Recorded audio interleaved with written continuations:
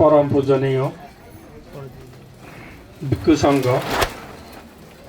এখানে যারা উপস্থিত আছেন তাদের মধ্যে পরম শ্রদ্ধেয় ডক্টর জিনেবুদ্দি মহাতেরো, যিনি বাংলাদেশ থেকে এসছেন, পরম পূজ্য ডক্টর করুণানন্দ মহাতেরো, অধ্যক্ষ এবং প্রতিষ্ঠাতা বুদ্ধি Bihar, Los Angeles, long beach, পরম শ্রদ্ধেয় ভিক্ষু সংঘ এবং উপস্থিত ধর্মপ্রাণ উপাসক উপাসিকাগণ, আজকে আপনারা মহান ত্রিস্মৃতি বিজড়িত বৈশাখী পূর্ণিমা বা বুদ্ধ জয়ন্তী উদযাপন এবং আমাদের দুজনকে সম্বর্ধনা উপলক্ষে এই মহতী ধম্মসভার আয়োজন করেছেন।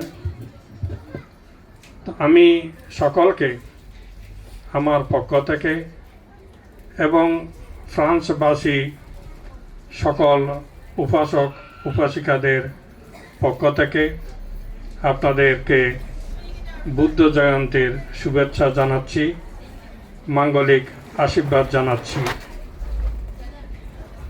আজকে আপনাদের কাছ থেকে যে সম্মাননা লাভ করেছি,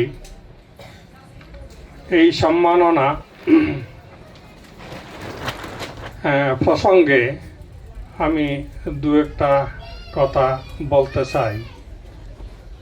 বলতে চাই এজন্য আমাদের ফ্রান্সে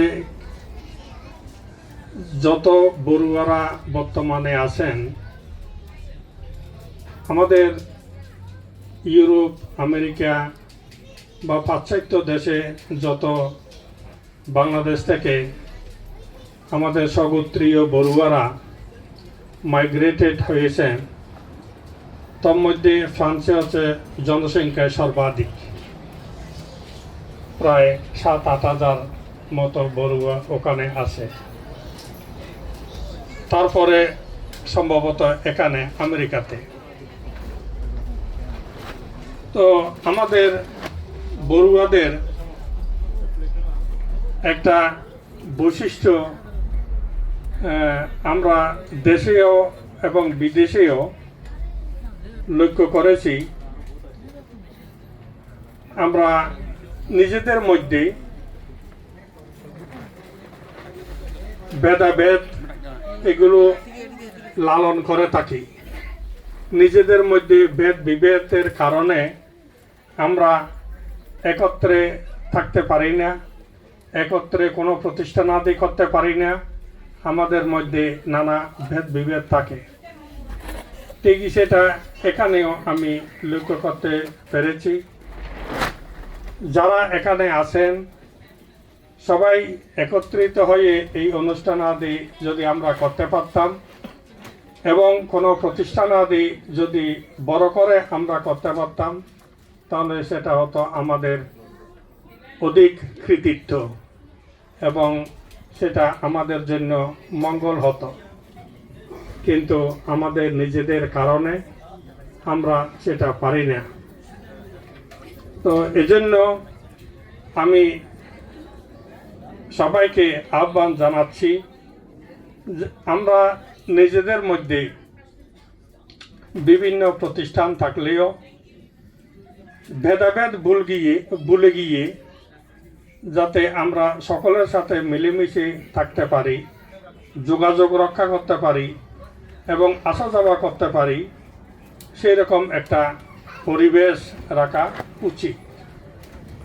কারণ বুদ্ধের শিক্ষার মধ্যে ঐক্যতা আছে, বুদ্ধের শিক্ষার মধ্যে বিভেদ নাই এবং মানুষ ধর্ম অনুশীলন করে কেন? ভ্রাতৃত্বভাব গড়ে তোলার জন্য, ঐক্যভাব গড়ে তোলার জন্য, সম্প্রীতিভাব গড়ে তোলার জন্য, সৌহার্দ্যভাব গড়ে তোলার জন্য। ধর্ম প্রতিষ্ঠানাদি করে যদি বিভক্ত হতে হয়, ভেদ বিভেদ হতে হয়, বহুদা বিভক্ত হয়ে যেতে হয়, তাহলে সেই ধর্ম অনুশীলন করে লাভ কি? কোনো লাভ নাই। তো আমি সেজন্য বলছি, সবাই যোগাযোগ রক্ষা করতে পারলে, ভ্রাতৃত্ব রক্ষা করতে পারলে, সম্প্রীতিভাব রক্ষা করতে পারলে, সৌহার্দ্যভাব রক্ষা করতে পারলে, তাহলেই ধর্ম অনুশীলনের সার্থকতা রয়েছে। বাংলাদেশে কিংবা এখানে আমরা বড়ুয়ারা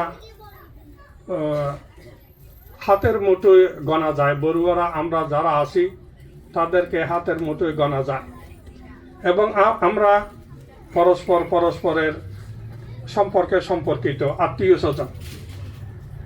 কাজেই নিজেদের মধ্যে এইভাবে ভেদ বিভেদ থাকা উচিত নয়। আমেরিকা এটা উদার দেশ, উন্নত দেশ। তাদের শিক্ষা, তাদের সংস্কৃতি এবং তাদের মন মানসিকতা, এগুলো বিশ্বের কাছে একটা উদাহরণ সৃষ্টি করে। ঠিক এই সমস্ত দেশে থেকে আমাদের মন মানসিকতাকে উদার করতে হবে, প্রসারিত করতে হবে। এগুলো হচ্ছে কি সমুদ্রের মতো উদার হতে হবে। সেই মনের উদারতা যদি আমাদের মধ্যে আনতে না পারি, তাহলে আমাদের উন্নতি কখনো সম্ভব নয়। উপাসক উপাসিকাগণ, আমাদের মধ্যে আরেকটা সবচেয়ে বড় সমস্যা, আমাদের ঐক্যতা রক্ষা করতে না পারার জন্য, ভ্রাতৃত্ব রক্ষা করতে না পারার জন্য, সম্প্রীতি রক্ষা করতে না পারার জন্য, সৌহার্দ্য রক্ষা করতে না পারার জন্য যা সমস্যা, সেই সমস্যাটা হচ্ছে আমিত্বভাব, ইগোনেস, আমিত্বভাব, অহংভাব। বুদ্ধের শিক্ষার মধ্যে আমরা পেয়ে থাকি আমিত্ব ত্যাগ করা, অহংভাব ত্যাগ করা। অনাত্ম তত্ত্বের কথা বুদ্ধ বলেছেন, সেলফলেস হতে বুদ্ধ বলেছেন, কিন্তু আমরা আত্মবাদে বিভোর। সর্বত্র আমরা দেখাতে চাই আমি ওই সব জানি, আমি ওই সব করি, আমি ওই সব দিয়েছি, আমার সহায়তা ব্যতীত বা আমি ছাড়া এগুলো হবে না, এগুলো হতে পারে না ইত্যাদি আমিত্ব ভাব আমরা সর্বত্র দেখাতে থাকি। যেখানে আমিত্ব ভাব থাকবে সেখানে বিভক্তি থাকবে, সেখানে ঐক্য আসবে না।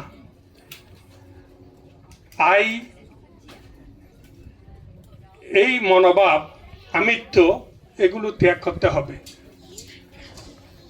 আমরা দৈনন্দিন জীবনে যতবার আমি আমি আমি এই শব্দগুলো উচ্চারণ করি, ততই আমাদের জন্য অকল্যাণকর।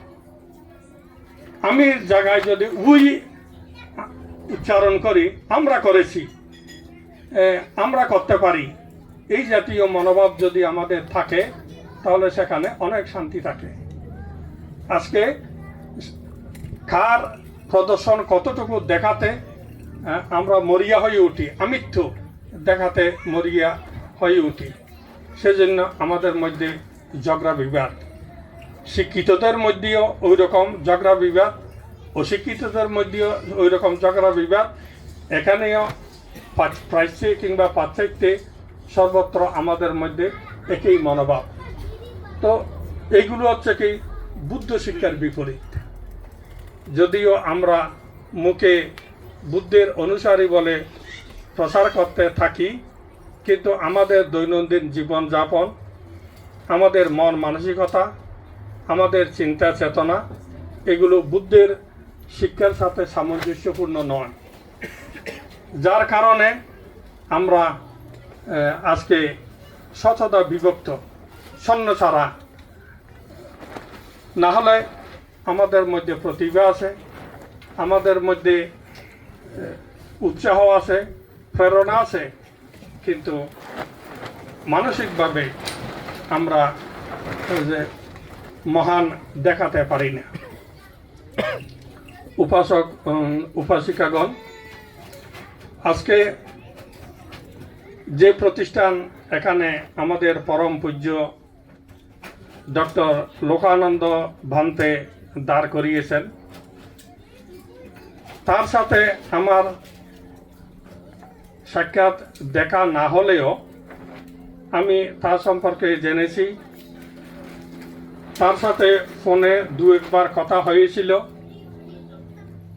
আমি যখন 96-এ সান ফ্রান্সিসকোতে ছিলাম, 96 থেকে 2000 পর্যন্ত, তখন এখানে আমেরিকাতে, বিশেষ করে ক্যালিফোর্নিয়াতে তেমন কোনো আমাদের বড়ুয়া বৌদ্ধ জনগোষ্ঠী ছিল না। দু একটা এদিকে ফ্যামিলি ছিল, কিন্তু সেরকম অন্য কোথাও বড়ুয়া জনগোষ্ঠী ছিল না যেরকম আজকে দেখতে পাচ্ছি। তখন লোকানন্দ ভান্তে এদিকে থাকতেন বলে আমি শুনেছিলাম, এবং যেহেতু আমাদের কোনো বড়ুয়া জনগোষ্ঠী উল্লেখযোগ্য পরিমাণে ছিল না, সেহেতু আমাদের কোনো বড়ুয়াদের বা বাঙালি বৌদ্ধদের কোনো ধর্মীয় প্রতিষ্ঠানও এখানে ছিল না। যেগুলো ছিল অন্যান্য দেশি বৌদ্ধদের। তো আমাদের লোকানন্দ ভান্তে নিজেদের প্রতিষ্ঠান না থাকাতে অন্যান্য প্রতিষ্ঠানে থাকতে গিয়ে জীবনে অনেক কষ্ট করেছেন, অনেক ত্যাগ করেছেন। তারপরেও তিনি নিজেকে বুদ্ধপুত্র রূপে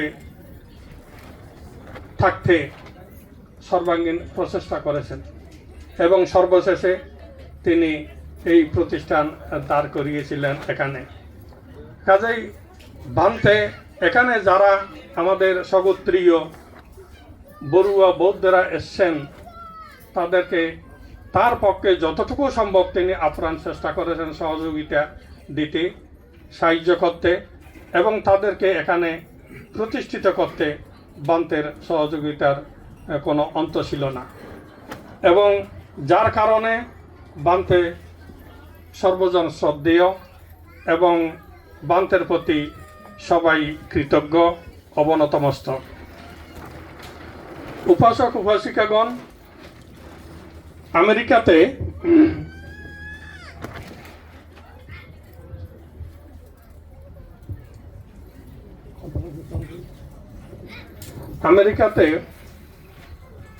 বৌদ্ধ ধর্ম শুধু এটা নতুন নয়। আমেরিকাতে বৌদ্ধ ধর্ম প্রসারিত হয়েছিল 5th সেঞ্চুরিতে, 5ম শতাব্দীতে আমেরিকাতে বৌদ্ধ ধর্ম এসেছিল, এবং চায়না, আফগানিস্তান থেকে একটা বৌদ্ধ ভিক্ষুদের দল মেক্সিকোতে এসেছিলেন। হ্যাংশুই নামে একজন চাইনিজ বৌদ্ধ ভিক্ষুর নেতৃত্বে এসেছিলেন। তখন তারা আমেরিকার বিভিন্ন স্থানে গিয়েছেন। এখানে তারা বুদ্ধের এবং বৌদ্ধ সংস্কৃতির অনেক নিদর্শনও তারা রেখে গিয়েছেন। তার এই সম্পর্কে বিস্তারিত তথ্য বিভিন্ন পুস্তকে আমরা পেয়ে থাকি। তার মধ্যে একটা প্রসিদ্ধ পুস্তক রয়েছে, how the swan came into the lake.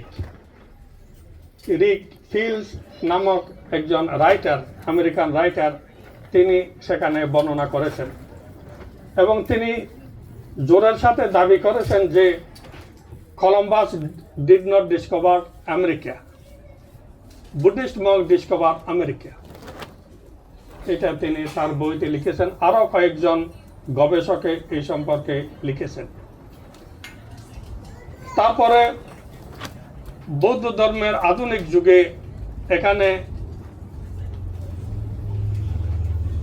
Nabadiganta উন্মোচন হয় 1893 সালে।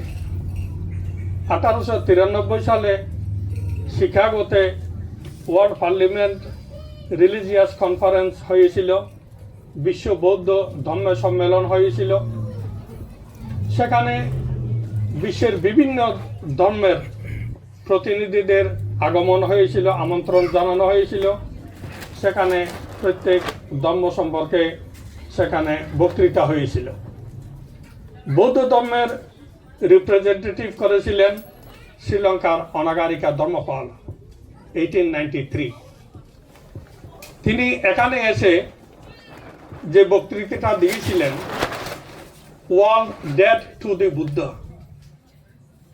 বিশ্ব বুদ্ধের কাছে ঋণী, এই বিষয়ের উপর তিনি বক্তৃতা দিয়ে আমেরিকানদের মধ্যে বিশেষভাবে দৃষ্টি আকর্ষণ করেছিলেন। যেহেতু আমাদের ওইদিকে হিন্দুরা সংখ্যাধিক্য, তারা জোরের সাথে প্রচার করেছিলেন। বিবেকানন্দ এখানে চ্যাম্পিয়ন হয়েছিলেন বক্তৃতা দিয়ে, তার বক্তৃতা সেরা হয়েছিল। এটা একটা ভুল ইনফরমেশন আমাদের মধ্যে প্রসারিত হয়েছে, কিন্তু সেখানে বৌদ্ধ ধর্ম বিষয়ে বক্তৃতা দিয়ে অনাগারিকা ধর্মপাল হয়েছিলেন শ্রেষ্ঠ। আমার কাছে লিখিত ডকুমেন্ট আছে, সেটা আমি সেটা লিখেছি, প্রতিবাদ করেছি। এবং স্বামী বিবেকানন্দ বক্তৃতা দেওয়ার জন্য সেখানে কোনো ইনভাইটেশনও পাননি, তিনি আনইনভাইটেড ছিলেন স্বামী বিবেকানন্দ। অনাগারিক ধর্মপাল বিশেষভাবে তাকে সুযোগ দিয়েছিলেন। অনাগারিক ধর্মপালের সময় থেকে অথরিটি তাকে এলাও পর্যন্ত করছিল না বক্তৃতা দিতে স্বামী বিবেকানন্দকে। তাহলে সেখানে অনাগারিক ধর্মপাল যে বক্তৃতা দিয়েছিলেন, তিনি হাইলাইট করেছিলেন বুদ্ধগয়া সম্পর্কে, বুদ্ধগয়া মহাবোধি মহাবিহার সম্পর্কে হাইলাইট করেছিলেন, যা ব্রাহ্মণের কবলে ছিল। তখন তিনি ফাইট করছিলেন। হাওয়াই দ্বীপের রাজকন্যা মেরি ফস্টার অনাগারিক ধর্মপালের বক্তৃতায় মুগ্ধ হয়ে সব কিছু জেনে তাকে পুত্ররূপে অ্যাডপ্ট করেছিলেন এবং তৎকালীন সময়ে তার হাতে $10,000 তুলে দিয়েছিলেন বুদ্ধগয়া মন্দির উদ্ধারের জন্য, কাজ করার জন্য, এবং সারনাথে মূলগন্ধকুটি বিহার প্রতিষ্ঠার জন্য। ম্যাডাম ব্লাভাস্কি ফ্রম রাশিয়া, তিনিও $5,000 দিয়েছিলেন 1893 সালে। তো তখন কর্নেল অলকট তারা সেই সভাতে ছিলেন। তারা অনাগারিক ধর্মপালের বক্তৃতায় মুগ্ধ হয়ে অনেকে সেই সময় বৌদ্ধ ধর্মে দীক্ষিত হয়েছিলেন এবং বিভিন্ন জায়গায় অনাগারিক ধর্মপালকে ইনভাইট করেছিল বক্তৃতা দেওয়ার জন্য। মানুষের মধ্যে বৌদ্ধ ধর্ম সম্পর্কে উৎসাহ বেড়ে গিয়েছিল। তারপরে আমরা দেখি জাপানের যুদ্ধ, হিরোশিমা নাগাসাকি, সেই যুদ্ধ করেছে আমেরিকা। আমেরিকা জাপানকে যুদ্ধ দিয়েছে, কিন্তু জাপান আমেরিকাকে বুদ্ধ দিয়েছে। জাপানের মাধ্যমে এখানে জেন বুদ্ধিজম এস্টাবলিশ হয়েছে এবং জাপান থেকে ভিক্ষুরা এসে বিভিন্ন স্থানে বিহার আদি বুদ্ধিস্ট সেন্টার, এডুকেশন সেন্টার, এগুলি তারা এখানে স্থাপন করেছে। এবং যারা আমেরিকাতে এসে বৌদ্ধ ধর্মের ভিতকে শক্ত করেছেন, শিকড় রেখেছেন, তাদের বর্ণনা, তাদের ইতিহাস, how the swan came into the lake বইতে সবিস্তার বর্ণনা আছে। এবং এটা হচ্ছে a narrative history of Buddhism in America এই গ্রন্থের মধ্যে বর্ণনা আছে। কাজেই যারা এই আমেরিকাতে বৌদ্ধ ধর্ম প্রসারের ক্ষেত্রে অবদান রেখেছিলেন, তার মধ্যে দুজন আমাদের বাঙালি বৌদ্ধদের নামও ওখানে লিস্টে রয়েছে। একজন হচ্ছেন অনাগারিকা মুনীন্দ্রজি, তিনি আমাদের চট্টগ্রামের ড্যামসা জন্মগ্রহণ করেছেন, সাতকানিয়াতে। আরেকজন ছিলেন বিদর্শনাচার্যা দীপা মা ননিবালা বড়ুয়া, তার সাতকানিয়া, তিনিও সাতকানিয়া পদুয়া। তো তাদের নাম ওই পুস্তকে লিপিবদ্ধ আছে। তারা যে কন্ট্রিবিউশন দিয়েছেন এখানে আমেরিকাতে বিদর্শন ভাবনার প্রসারের ক্ষেত্রে। আরেকজন বাঙালি নারীর কথা শ্রদ্ধার সাথে উল্লেখ করতে হয়। বিদর্শন ভাবনা এবং বৌদ্ধ ধর্ম প্রসারের ক্ষেত্রে আমেরিকাতে যথেষ্ট অবদান রেখেছেন, বিশেষ করে থেরবাদা বুদ্ধিজম যিনি এখানে প্রচার করেছেন তিনি হচ্ছেন ডক্টর রিনা সরকার। ডক্টর রিনা সরকার তিনি সান ফ্রান্সিসকোতে 7 একর জায়গা নিয়ে বিদর্শন ভাবনা সেন্টার প্রতিষ্ঠা করেছিলেন 1978 সালে, এবং তিনি California institute of integral studies CIIS এর তিনি ছিলেন বুদ্ধিস্ট ফিলোসফির একজন প্রখ্যাত প্রফেসর। তিনিও এই দেশে অরহত বান্তে থংপুলু সেয়াডকে এনে অনেক আমেরিকানকে তিনি দীক্ষিত করিয়েছেন। কাজেই তাদের নাম এখানে আমেরিকায় বৌদ্ধ ধর্ম প্রসারের ক্ষেত্রে সন্ন্যাস করে লিপিবদ্ধ আছে। আমরা গর্ব করি। ডক্টর রিনা সরকারও আমাদের বঙ্গীয় কৃতি সন্তান। তার বাড়ি পৈতৃক নিবাস ছিল নোয়াপাড়া, রাউজান নোয়াপাড়া, যদিও বা তাদের জন্ম বর্মাতে হয়েছে, তাদের পৈতৃক নিবাস ছিল নোয়াপাড়া। তো তারা এই দেশে বৌদ্ধ ধর্মকে জনপ্রিয় করে তুলেছিলেন। এবং আর যারা এখানে আমাদের দেশে গিয়ে, ভারতে গিয়ে বৌদ্ধ ধর্মকে শিক্ষা করে এই দেশে বৌদ্ধ ধর্ম প্রচার করেছিলেন, জোসেফ গোল্ডস্টিন, জ্যাক কনফিল্ড, এরা আমাদের রাষ্ট্রপাল বান্তের সেন্টারে গিয়েও ধ্যান করেছিলেন। এখানে আমেরিকাতে তারা জনপ্রিয় ধ্যান ও শিক্ষক। তো আজকে যারা আমরা বড়ুয়ারা এখানে মাইগ্রেটেড হচ্ছেন, তো আমাদের মধ্যে ধ্যান সমাধির দিকে আগ্রহ কম। আমাদের বড়ুয়াদের মধ্যে ধ্যান সমাধি অনুশীলনের ক্ষেত্রে আগ্রহ কম। আমরা অনুষ্ঠান করতে যত বেশি আগ্রহ দেখাই, ধ্যান সমাধি অনুশীলন করতে আগ্রহ দেখাই না। কিন্তু আমেরিকানরা যারা বৌদ্ধ ধর্মকে ভালোবাসে, বৌদ্ধ ধর্মকে গ্রহণ করেছেন এবং বৌদ্ধ ধর্মকে অনুশীলন করছেন, তারা সবাই হচ্ছেন ধ্যানী। তারা ধ্যানী বৌদ্ধ। বৌদ্ধ ধর্মকে তারা দৈনন্দিন জীবনে অ্যাপ্লাই করেছেন অনুশীলন করার জন্য। আমরা মুখে বলি, আমরা অনুশীলন করি না। এই জন্য আমাদের মধ্যে ভেদ বিভেদ, আমাদের মধ্যে ঝগড়া বিবাদ। আমরা একটা কোনো বড় প্রতিষ্ঠান চোখে দেখার মতো এরকম কিছু আমরা করতে পারি না। এগুলো হচ্ছে আমাদের দুর্বলতা। এগুলো আমাদের পরিহার করা উচিত। সবাই একতাবদ্ধ থাকা উচিত। সবার মধ্যে সম্প্রীতি, ভ্রাতৃত্ব, সৌহার্দ্য এগুলো রক্ষা করা উচিত। তাহলেই হবে আমরা যে সাঙ্গাং শরণাং গাচ্ছামি বলি এর সার্থকতা। না হলে এই সাঙ্গাং শরণাং গাচ্ছামির সার্থকতা নেই। তো যা হোক, অনেক কিছু বলার থাকলেও এখানে সেগুলো বলার সময় নেই। আপনারা যে আজকে সম্মানিত করেছেন, এই সম্মান যদি সম্মিলিতভাবে সবার কাছ থেকে একতাবদ্ধ হয়ে পেতাম আরও বেশি খুশি হতাম। কিন্তু এখন এগুলো মন্দের ভালো। আপনাদের মঙ্গল কামনা করছি। বিশেষ করে আসার পর থেকে এই বিহারের বিহারাধ্যক্ষ এবং উপাসক উপাসিকারা যোগাযোগ রেখেছেন এখানে আজকের এই অনুষ্ঠানের জন্য। বুদ্ধ জয়ন্তী আজকের দিনে যে বৈশাখী পূর্ণিমাতে জন্ম, বুদ্ধত্ব লাভ, মহাপরিনির্বাণ বুদ্ধের এই জীবনের এই স্মৃতি বিজড়িত উৎসব যে আজকে আয়োজন করা হয়েছে তার জন্য সকলকে আমার ধন্যবাদ জানাচ্ছি, আশীর্বাদ জানাচ্ছি।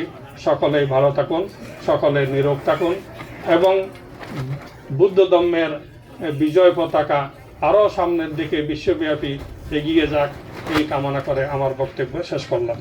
সাধু সাধু সাধু।